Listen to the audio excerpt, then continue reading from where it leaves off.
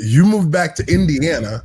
I told myself repeatedly, I'm never going back to Indiana. But last year, I worked with the Boilermakers offensive line in the summertime. Awesome. And towards the end of training camp, and just kind of worked with the O-line coach, gave him some tips, gave him some film to look at from, the pros. And, and developed a relationship with a couple of the offensive linemen that I keep in touch with, and just kind of give them little tips here and there. I watched a few games and I was like, I got some work I got to do, but but keep working at it. It's gonna get better. Now with what's going on right now, man, what do you think about this whole Big Ten postponing to 2021? The possibility of not really having a college football season this year. You look at the NFL. The NFL is like, we having a season. They didn't give a damn. We're having a bubble or no bubble. NFL is moving on. They are all good. All good. I gotta say, like, I'm super upset for the kids that don't get to have this season, and I'm super upset for the high schools that don't get to play, and those kids who have. Maybe they're coming into their own. Maybe physically they went from a junior to a senior and their hormones hit at the right time and they've been training their butts off. And now's their time to be the top dog and to really showcase what they can do. And they don't get to do it. And so their whole life trajectory for some of these kids is going to be completely transformed because they never got to show anybody what they've been working on. Right. I mean, it's awful for these kids. And I don't really understand it. Like, I don't understand, based on universities bringing 40,000 kids back onto the college campus and acting like that's okay, but we're not going to play football, or having kids eat at the cafeteria together, or the co-recs are open and they're playing intramural sports together, but you can't play football. And here's the kind of crazy thing that people don't know. And I hear a lot of coaches are like, hey, they're safer in our care than they are outside if they go home or wherever they go. And I completely agree with that. And I think Lincoln Riley at Oklahoma said just as much, but he also gave his kids an opportunity to go home. And so like 25 of the kids ended up going home on the weekend that he allowed them to go home. Only 25 of the 105 or whatever they have there. And 9 of them came back positive for coronavirus. So I think that's one thing that says, okay, maybe these coaches are right, that when they stay in our bubble, they're pretty good and we're going to take really good care of them. And we've got access to the doctors that we need. If they do test positive, they're under as close a care as possible. And what's to say you can't get it outside of here? Yeah. And so that's crazy to me. But I think the thing that's even crazier is, so everyone's like, okay, no college season, these kids are going home. No, they're not. What they're going to end up doing is they're still going to train at the facility. Mm-hmm. They're going to have a de facto spring ball in the fall to get ready for a potential of fall ball playing in the spring. And to think that they're actually going to kind of change the paradigm and play ball in the spring, I think it's maybe just, it's a wish. Like, I don't think there's great,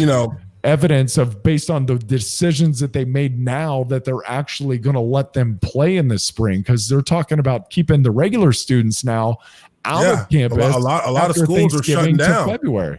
A lot of schools have shut back down already. Notre Dame just shut back down. They had shut down. UNC shut down. UNC, yeah. So look, like you said, I feel bad for the seniors. I feel bad for the guys who are trying to get film for NFL scouts, who may be bubble guys when it comes to getting drafted. Yeah. I feel bad for any player who has a lot riding on this season, because when I think about it myself, the NCAA, I feel like, should have done more. I feel like the NCAA should have instituted some form of official structuring, like, hey, everybody, we're going to play in these regions of the country. We're going to use 2 stadiums for every team, or for all the major teams. They'll use, like, the Big Ten will have 2 stadiums in the Midwest where this is where you're going to play. It's where we're playing. You're going to have the players sequestered, but not, not a complete, like, training camp lockdown, but something similar to what the NFL is doing. You're getting your guys in one place, you're keeping them in one area, you're tracking them. And the NFL actually, I think a few teams are using the bracelets that are GPS tracked. Yeah. You can see them on Hard Knocks. Yeah. And I mean, that is how you handle, making sure you can have a real season. Right now, they're just arguing about whether they should or not, but the schools now are closing down. So your argument for students being back on campus kind of falls apart because they did that for 2 weeks, and now they shut it back down. They got 200 kids almost at Notre Dame that tested positive, like an outbreak. They just had an outbreak. But to your point, if you're going to put it in a bubble type scenario, right? The kids aren't going to be going to class anyway, like Notre Dame, UNC, they're going to be doing online. And by the way, for people who don't know, that's basically what a lot of athletes are doing anyway. So you sign up, you have to take you take a 12-hour minimum, and you take 3 courses online because it's mandated. You have to take 1 in person. So they're take 1 in person, the other 3 are online, and you get kids who can graduate. I think I just read 2.5 years. Somebody graduated in 2.5 years. I was like, come on, that's absurd. But I'm like, how are these guys already graduating? They're juniors, already graduated. Like, what the hell's going on? I'm telling you, I played with dudes. I'm sure you're the same. I played with dudes who read at like a 5th and 6th grade level who graduated in 3.5 years. Yeah. But then you get a text message from it, and you're like, bro, I don't know what we're talking about here. I don't know what this is. TOO, not 2TO. I see that so much. I'm like, it's 2. That too, and that and all the theirs. Yeah, and they are or there. It's possessive. You apostrophe RE. You are. They're like, why don't you are? Your. Yes, exactly. Come on. The whole thing is such a mess because you have conferences that are deciding what they're going to do, and other conferences saying we're going full speed ahead. But there's a whole national championship at the end of this thing. Yeah, who's gonna the Big Ten's not even involved. So okay, but let's call it how it is. I mean, most likely the SEC or ACC was gonna win the championship anyway. So it's just like it took all the bickering out of who was gonna make it into the playoffs. It's like, okay, sorry, Ohio State, you don't get in there. That's fine. You probably would have come in second anyway. Ohio State would be in the championship game and get blown out as usual. You know it. Because